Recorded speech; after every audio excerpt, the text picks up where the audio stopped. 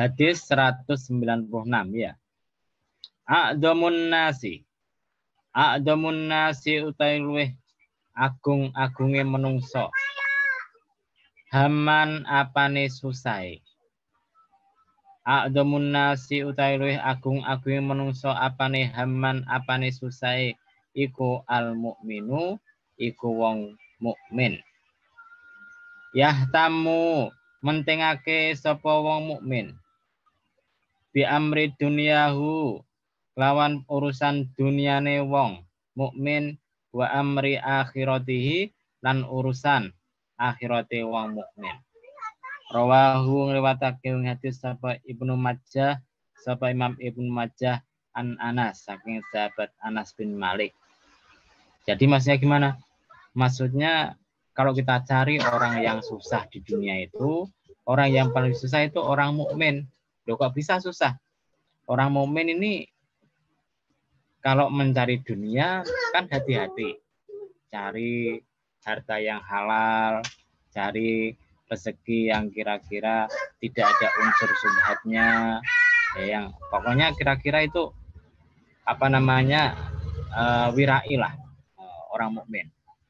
Nah, tapi selain mikirkan urusan dunia, orang mukmin juga mikirkan akhirat. Nah, tapi masalahnya ikut para ulama itu akhirat sama dunia itu ibaratnya Anda beristri dua. Nah, Anda beristri dua. Istri pertama dan istri kedua. Biasanya kan istri pertama dan kedua tidak bisa akur.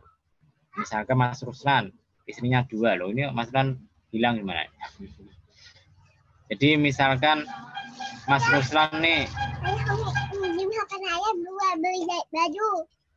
Jadi misalkan Mas Ruslan ini punya istri dua. Oh, kalau misalkan dia seminggu di rumah istri pertama, di istri kedua cuma 3 hari ya, marah-marah lah istri keduanya, ya toh. Kebalikannya kalau dia di rumah istri pertamanya 3 hari, dia kedua seminggu, ya sama-sama marah-marahnya, nggak adil itu.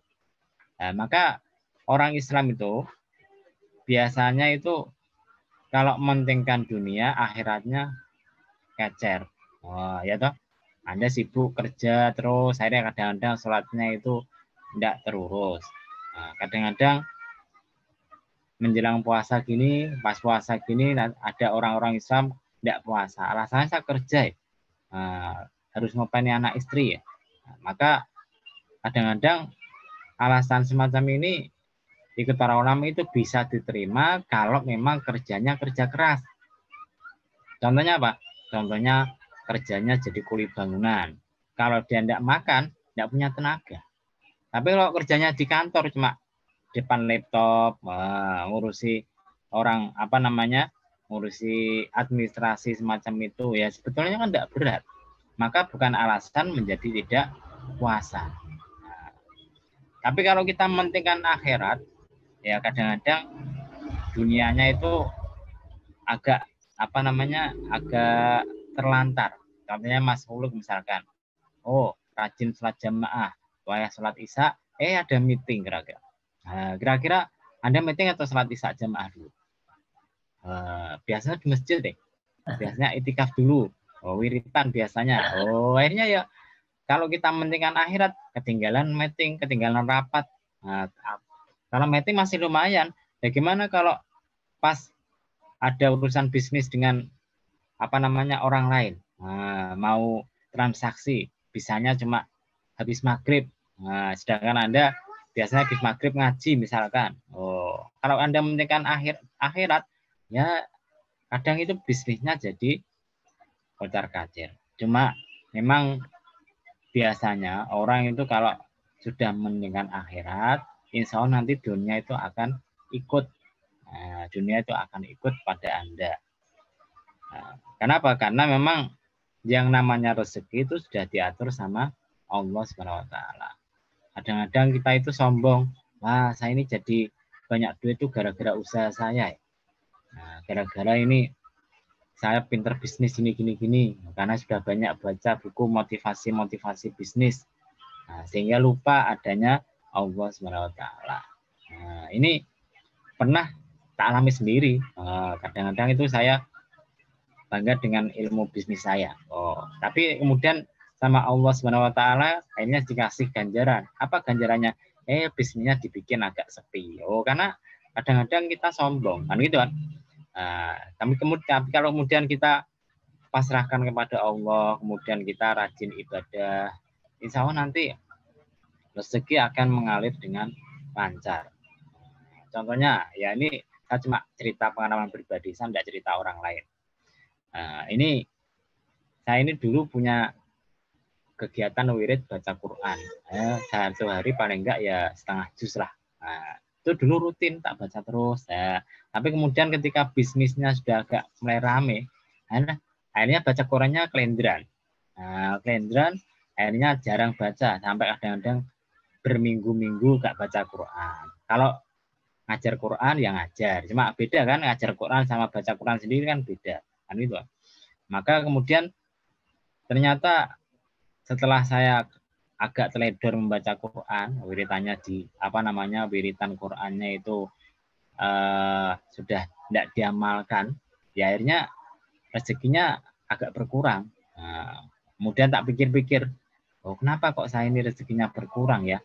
Akhirnya kemudian sudahlah tak pasrahkan kepada Allah SWT. Ini yang kemudian saya mulai darus Quran lagi, baca Quran lagi, enggak ketang satu hari setengah juz, sak juz tak baca. Ya alhamdulillah ketika kita mulai wiritan baca Quran lagi, rezeki itu sudah mulai agak lancar lagi. Artinya yang bisa diambil itu gimana? Ya kalau kita itu misalkan ketemu anjing galak, kemudian kita usir, kita pentung, ya nanti berapa waktu lagi itu anjingnya mesti kembali lagi. Mesti ngejar kita lagi, gigit lagi, ganggu kita lagi. Kalau kita teruskan begitu terus-menerus ya kita capek sendiri. Bagaimana caranya? Caranya ya kita panggil tuan rumah, orang yang punya anjing tadi. Ini loh anjingmu itu galak.